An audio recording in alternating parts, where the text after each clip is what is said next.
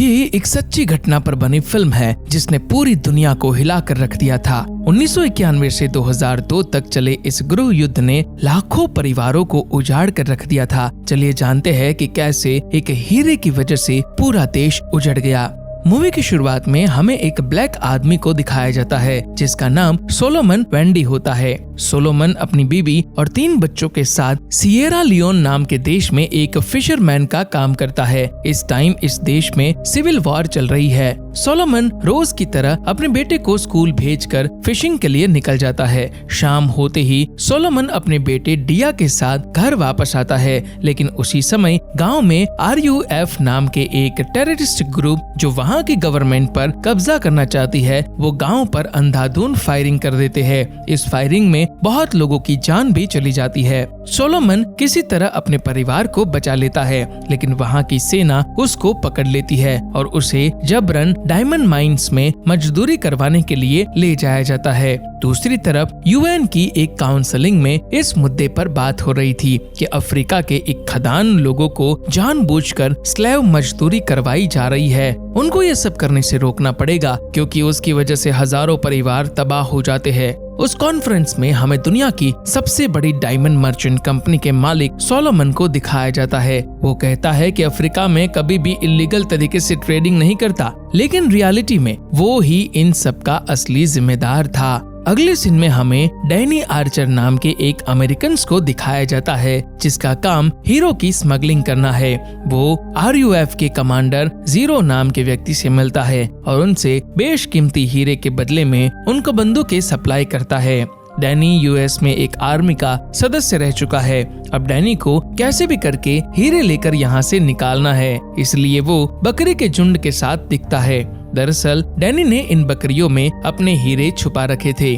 तभी वहाँ की सेना आ जाती है जो इल्लीगल स्मगलिंग को रोकना चाहती थी। उनको शक होता है कि एक गोरा आदमी जो भेड़ बकरियों के साथ घूम रहा है, कुछ न कुछ गड़बड़ है। इससे वो डैनी से पूछताछ करते हैं। डैनी बताता है कि वो नेशनल जियोग्राफिकल चैनल में फोटोग्राफर है और यहाँ उस काम के लिए आया है। सेना उसकी बात पर भरोसा नहीं करती और उस सेना के कमांडर को पता है कि स्मगलर कई बार इसी तरकीब का इस्तेमाल करते हैं और उस झुंड में बकरियों की तलाशी करते हैं। उन बकरियों में एक बकरी के अंदर डायमंड छिपा मिलता है, जिसके बाद डैनी को अरेस्ट कर लिया जाता है।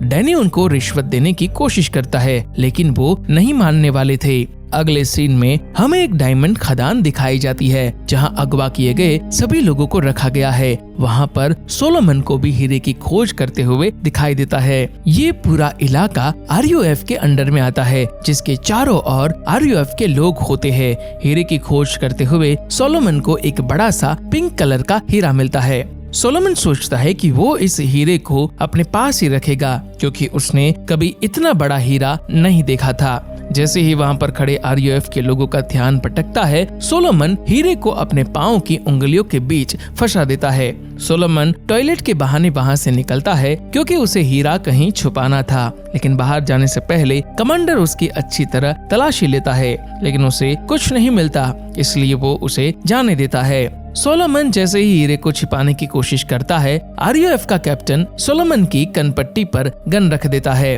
और कहता है कि तुम जो भी छुपा रहे हो वो मुझे दे दो। सोलोमन जैसे ही उसे हीरा लौटाने जाता है, उसी वक्त वहाँ की आर्मी उन पर हमला कर देती है और इसमें RUF का कैप्टन घायल हो जाता है। सोलोमन किसी तरह अपनी जान बचाते हुए हीरे को किसी और जगह पर छिपा देता है। वहाँ की सेना सोलोमन के साथ जितने भी लोग थे उन सबको अरेस्ट करके जेल में डाल देती है, जहाँ पर डैनी पहले से ही होता है। अब सोलोमन और RUF का कैप्टन भी उसी जेल में आ जाते हैं। RUF का कैप्टन जब सोलोमन को देखता है तो वो वहाँ के सभी कैदियों को बता देता है कि इसके पास एक बहुत बड़ा हीरा है और कहता है कि जो भी इस आदमी से उस हीरे को लाकर मुझे देगा तो वो उसको $1000 का इनाम देगा। लेकिन सोलोमन इस बात से साफ इनकार कर देता है और गुस्से में कहता है कि ना तो मेरे पास कोई हीरा है और ना ही मुझे कुछ मिला है। ऊपर से इस आदमी ने मेरे पूरे परिवार को मुझसे अलग कर दिया है। इस पूरी घटना को डैनी दिखा रहा था। डैनी एक डायमंड स्मगलर है और उसे भी शक हो जाता है कि सोलोमन के पास हीरा तो है। अगले दिन डैनी का दोस्त जैक आकर उसे जेल से निकाल लेता है।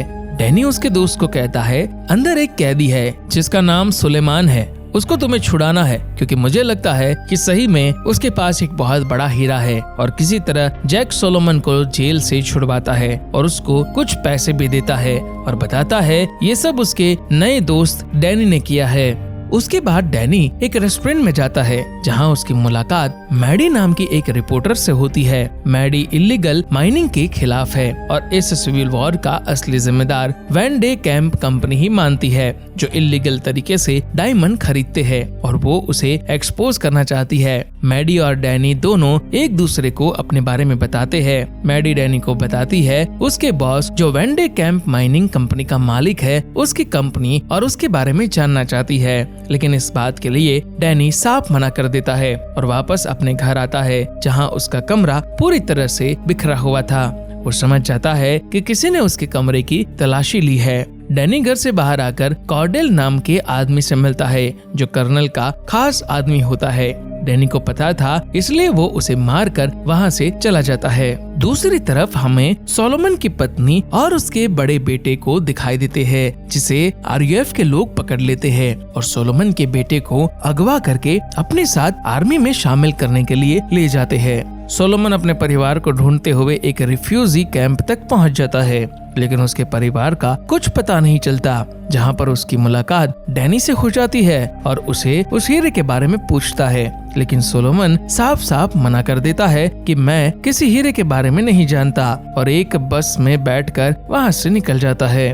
दूसरी तरफ हमें आरयूएफ का ट्रेनिंग कैंप दिखाया जाता है जहाँ पर सोलोमन का बेटा डिया था। वो देखता है कि ट्रेनिंग कैंप में उसके उम्र के कई सारे बच्चे हैं जिनको गवर्नमेंट के खिलाफ ब्रेन वॉश किया जाता है।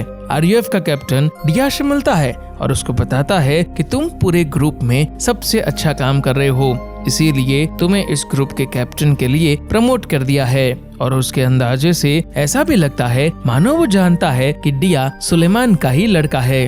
अगले सीन में हम देखते हैं कि फिर एक बार डैनी की मुलाकात मैडी से होती है। डैनी मैडी से उसके साथ डांस करने के लिए कहता है और वो दोनों डांस करते हैं। मैडी फिर से डैनी के बॉस के बारे में पूछती है और उसको बताती है कि उसकी वजह से यहाँ कई लोग मारे जा रहे हैं और पूरा देश बेघर हो गया है। डैनी गुस्सा हो जाता है और वहाँ से चला जाता है। देश में सिविल वॉर बढ़ जाता है और हर जगह खून खराबा हो रहा था। डैनी फिर एक बार सोलोमन से मिलता है और उसको बताता है ये देश खतरे में है और वो उसकी और उसके परिवार को मिलने में उसकी मदद कर सकता है, लेकिन सोलोमन उसकी एक भी बात नहीं मानता। बाहर आरयूएफ की सेना और आर्मी के बीच गोलीबारी शुरू हो जाती है। डैनी आखिरी बार सोलोमन से कहता है अगर वो उसके साथ मिलकर काम करेगा तो इसमें दोनों का फायदा होगा और मैं तुम्हें और तुम्हारे परिवार को बचा सकता हूँ। सुलेमान के पास कोई रास्ता नहीं है, इसीलिए वो डैनी की बात मान लेता है। फिर वो दोनों अपनी जान बचाकर वहाँ से निकल जाते हैं। अगले दिन रेडियो पर अनाउंसमेंट होता है कि आरयूएफ टेररिस्ट ग्रुप ने पूरे देश पर कब्जा कर लिया है और चारों तरफ लोगों पर अत्याचार करते हैं और जो उनकी बात नहीं मानता उसे मार देते थे। डैनी और सोलोमन कई सारे रेफ्यूजीज के साथ गवर्नमेंट के बनाए हुए रेफ्यूज कैंप में पहुंच जाते हैं।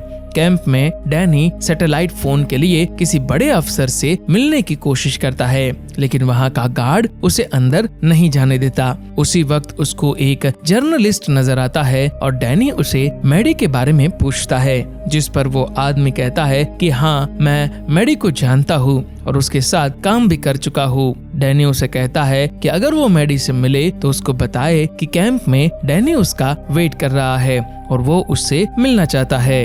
अगले दिन जैसे ही मैडी को इसके बारे में पता चलता है वो डैनी से मिलने पहुंच जाती है और डैनी सोलोमन को मैडी से मिलवाता है और उसे बताता है कि वो अपने बॉस के बारे में सब कुछ बता सकता है और इसका प्रूफ भी दे सकता है अगर वो उसकी मदद करे, और ये भी कहता है कि तुम सोलोमन के परिवार को ढूंढने में उसकी मदद करो।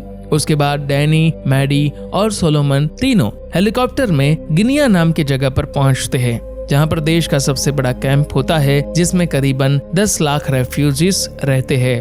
कई दिनों बाद सोलोमन को उसकी पत्नी मिल जाती है, लेकिन उसका अपने बेटे डिया उसके साथ नहीं होता। जब सोलोमन डिया के बारे में पूछता है तो जस्सी रोने लगती है और बताती है कि RUF के लोगों ने उसके बेटे को अगवा कर लिया है। इसे सुनकर सोलोमन टूट जाता है। वापस आते समय सोलोमन बताता है कि उसने उस हीरे को उस पहाड़ के दूसरी तरफ जमीन में गाड़ रखा है। मैडी, जो शुरू से ही डायमंड स्मगलिंग के खिलाफ है, इसे सुनकर डैनी के इरादे को समझ जाती है और थोड़ी गुस्से में भी दिखती है। जब वो वापस बेस कैंप में पहुंचती है, मैडी अपना आर्टिकल लिख रही थी और कहती है कि मैं बिना सबूत के किसी के खिलाफ नहीं लिख सकती, इसीलिए मुझे सबूत दो। डैनी कहता है कि उसके पास एक डायरी जिसमें वेंडी कैंप कंपनी का सारा हिसाब किताब लिखा हुआ है, ये मैं तुम्हें दे सकता हूँ जब भी वो बड़ा हीरा मेरे पास होगा, क्योंकि बिना हीरे के वो कहीं नहीं जा सकता और अगर ये बात किसी को पता चली तो मुझे भी मार दिया जाएगा। साथ में ये भी कहता है कि तुम कर्नल से बात करो ताकि मैं फिर से उस देश में जा सकूं और मुझे वो हीरा मिल जाए, और मैं तुम्हें वादा करता हूँ कि अगर मुझे हीरा मिल गया तो मैं अफ्रीका छोड़ दूंगा और किसी और देश में सेटल हो जाऊंगा। उसके बाद सोलोमन और डैनी जर्नलिस्ट बनकर मैडी के साथ एक बस में उस तरफ जाते हैं। जब वो उस जगह पर पहुंचते हैं तो उन पर RUF वाले हमला कर देते हैं। इस हमले में बहुत सारे न्यूज रिपोर्टर की जान चली जाती है, लेकिन आर्मी वाले किसी तरह से बचे हुए लोगों को जंगल की तरफ ले जाते हैं। उन पर कई सारे हमले होते हैं, लेकिन वह किसी तरह अपने आप को बचा लेते हैं। तभी कुछ लोग उन तीनों को पकड़ लेते हैं। उन्हें लग रहा था कि ये तीनों RUF के लोग हैं, लेकिन मैडी को उन ट्राइब के बारे में जानकारी थी, इसलिए उनकी जान बचा लेती है। फिर उनकी मुलाकात बेंजामिन नाम के व्यक्ति से होती है, जो कि एक अच्छा आदमी था, इसलिए तीनों कुछ दिन वहीं पर गुजरते हैं। अब वो सभी वहाँ से निकल जाते हैं। रास्ते में RUF के कुछ बच्चे नाकाबंदी करते हैं। उनके पास गन्स भी होती है और वो उनको आगे जाने नहीं देते। बेंजामिन को लगता है कि वो उन बच्चों को ये काम छोड़ने के लिए कन्विंस कर सकता है, लेकिन वो बच्चे बेंजामिन को ही शूट कर देते हैं। डैनी किसी तरह कार को भगा लेता है और बेंजामिन को जख्मी हालत में लेकर वहाँ के नजदीकी मिलिट्री कैंप तक पहुँचता है, जिससे बेंजामिन की जान बच जाती है। मिलिट्री कैंप में डैनी की मुलाकात फिर से कॉर्डेल से होती है। फिर वो कर्नल से मिलता है, जो कि उसे पहले से ही जानता था। डैनी आखिरी बार मैडी से गुड बाय कहता है और डैनी मैडी को वो डायरी भी देता है जिसमें उसने कंपनी के बारे में सब कुछ लिखा है और बताता है कि स्टोरी पूरी तरह कवर करना ताकि लोगों को सच का पता चले। अगले दिन डैनी और सोलोमन अपने साथ कुछ औजार चुराकर मिलिट्री कैंप से कर्नल को बिना बताए जंगल की तरफ भाग जाते हैं। कुछ दिनों ऐसे ही पैदल चलते रहते हैं। रास्ते में बहुत सारे ऐसे गांव मिलते हैं जहां पर सिर्फ डेड बॉडी ही पड़ी थी। डैनी कहता है कि कोई हमें पकड़ ले उससे पहले हमें हीरे तक पहुंचना होगा और यहाँ से निकलना होगा, लेकिन सोलोमन अपने परिवार के बिना नहीं जाना चाहता था और इसी बात से दोनों में झगड़ा हो जाता है। आखिरकार डैनी मान जाता है। दोनों अपना सफर ऐसे ही जारी रखते हैं और आखिरकार दोनों उस माइनिंग वाली जगह पर पहुंच जाते हैं, लेकिन वहाँ पर बहुत सारे RUF गार्ड्स होते हैं। अब वो वहाँ पर जा नहीं सकते थे, इसीलिए डैनी कर्नल को फोन करता है और कहता है कि वो हीरे के बहुत करीब है और उसे मदद चाहिए। डैनी कर्नल से कहता है कि उस जगह पर बमबारी करे ताकि उसे हीरा निकालने में आसानी हो। सुलेमान बहुत दूरबीन से अपने बच्चे को ढूंढने की कोशिश करता है, लेकिन उसे वो कहीं नजर नहीं आता। डैनी बताता है कि सुबह सुबह वहाँ पर बमबारी होगी और तब तक हमें ऐसे ही रहना है। सोलोमन अपने बेटे को ढूंढने के लिए डैनी को बिना बताए निकल जाता है। रात को जब बारिश होती है, डैनी की नींद खुलती है। वो आसपास देखता है और उसको सोलोमन नहीं मिलता। उसे समझ आ जाता है कि सोलोमन अपने बेटे की तलाश में उस कैंप में चला गया है। सोलोमन कैंप में पहुंच जाता है और अपने बेटे को ढूंढने लगता है। डैनी भी सोलोमन को ढूंढते हुए माइनिंग कैंप में पहुंच जाता है। बहुत ढूंढने के बाद आखिर में सोलोमन को अपना बेटा नजर आता है। सोलोमन धीरे से अपने बेटे के पास जाकर अपने साथ चलने के लिए कहता है, लेकिन उसका बेटा उसे पहचानने से इनकार कर देता है और उसे दुश्मन कहकर चिल्लाने लगता है। दूर से डैनी ये सब देख रहा था और उसके पास एक गन भी होती है, लेकिन वो सुबह होने का इंतजार करता है। सुबह होते ही RUF का कैप्टन, जिसने सोलोमन को पहली बार हीरा छुपाते हुए देखा था, वो सोलोमन को बंदी बना लेता है और उसे कहता है कि वो उस डायमंड को खोजकर उसको दे, क्योंकि वो उस हीरे का असली हकदार है। सोलोमन भी कुछ बताने से मना कर देता है। आरयूएफ का कैप्टन सोलोमन के बेटे डिया को गन देता है और सोलोमन को बताता है अगर उसने डायमंड का पता नहीं बताया तो उसका बेटा ही उसको गोली मारेगा। जैसे ही ये घटना हो रही होती है उसी वक्त कर्नल के आदमी हेलीकॉप्टर से उस कैंप पर बमबारी करते हैं और इस लड़ाई में डैनी भी कूद जाता है और वहाँ खड़े कुछ गार्ड्स को शूट करता है। कैप्टन डिया को अपने साथ ले जाता है, लेकिन सोलोमन उसका पीछा करता है और पीछा करते हुए सोलोमन अपना होश खो बैठता है और अपना सारा गुस्सा कैप्टन पर निकालता है और उसकी जान ले लेता है। इस तरफ डैनी सुलेमान के बेटे को अपने साथ उस जगह से बाहर निकालता है। लड़ाई के बाद कर्नल के आदमी उस कैंप पर कब्जा कर लेते हैं। कर्नल हेलीकॉप्टर से वहां उतरता है और डैनी से मिलता है। कर्नल हीरे के बारे में पूछता है और डैनी बताता है कि हीरा उसके पास है, पर वो 50% पार्टनरशिप देने को कहता है। कर्नल उसकी डील को एक्सेप्ट नहीं करता, लेकिन डैनी बताता है कि सोलोमन को ही उस हीरे के बारे में बताएगा। डैनी कर्नल पर भरोसा नहीं करता है और धीरे से सोलोमन के कानों में कहता है जैसे ही यह हीरा कर्नल को मिलेगा अगले पल ही वो हम दोनों को मार देगा। और जैसे ही डैनी को कर्नल का भरोसा जीतना है तो वो कर्नल को सोलोमन के बेटे के बारे में भी बता देता है। अगले पल कर्नल उनके बेटे को बंधक बनाकर उस जगह पर पहुंचते हैं। सोलोमन हीरा खोजने का दिखावा करता है। डैनी सोलोमन को इशारों में कुछ कहता है और जैसे ही सोलोमन हीरा मिलने का नाटक करता है, डैनी बगल में खड़े हुए गार्ड्स का बंदूक ले लेता है और अपने कर्नल को मार देता है, लेकिन इस फायरिंग में डैनी को भी गोली लग जाती है। सोलोमन आखिर में उस हीरे को निकाल लेता है। फिर वो तीनों वहाँ से निकल जाते हैं। आधे रास्ते पर डैनी की हालत बहुत खराब हो जाती है क्योंकि उसको बुलेट लगी थी और कुछ देर बाद वो चल भी नहीं पाता। सोलोमन अपने कंधे में उठाकर कुछ देर तक ले जाता है, लेकिन डैनी की हालत बहुत बिगड़ जाती है और आखिरी पल में उस हीरे को सोलोमन को वापस कर देता है। सोलोमन कहता है कि वो उसको अपने कंधे पर उठाकर ले जा सकता है और उसकी जान बचा सकता है, लेकिन डैनी मना कर देता है और कहता है कि उस हीरे को बेचकर वो अपने परिवार को एक अच्छी जिंदगी देगा। उसने सारी उम्र गलत काम किया है और वह आखिरी पल में एक अच्छा काम करना चाहता है और पीछे ही रुककर सोलोमन को वहाँ से निकलने में मदद करता है।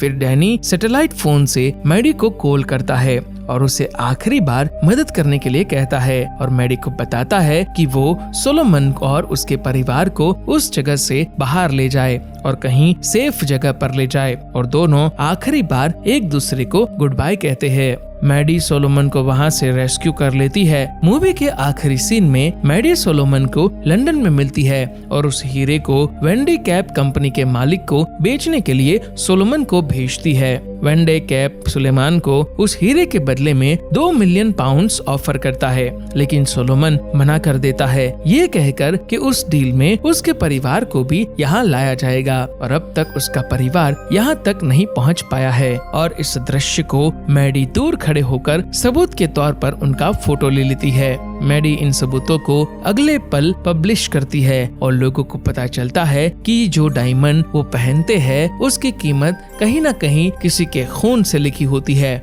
न्यूज में वेंडे कैप कंपनी की बहुत आलोचना होती है। फिर सोलोमन को अपने और अपनी जगह के बारे में बताने के लिए स्टेज पर बुलाते हैं। सोलोमन सब कुछ बढ़ा देता है और जो उसके साथ और वहाँ के लोगों के साथ हो रहा था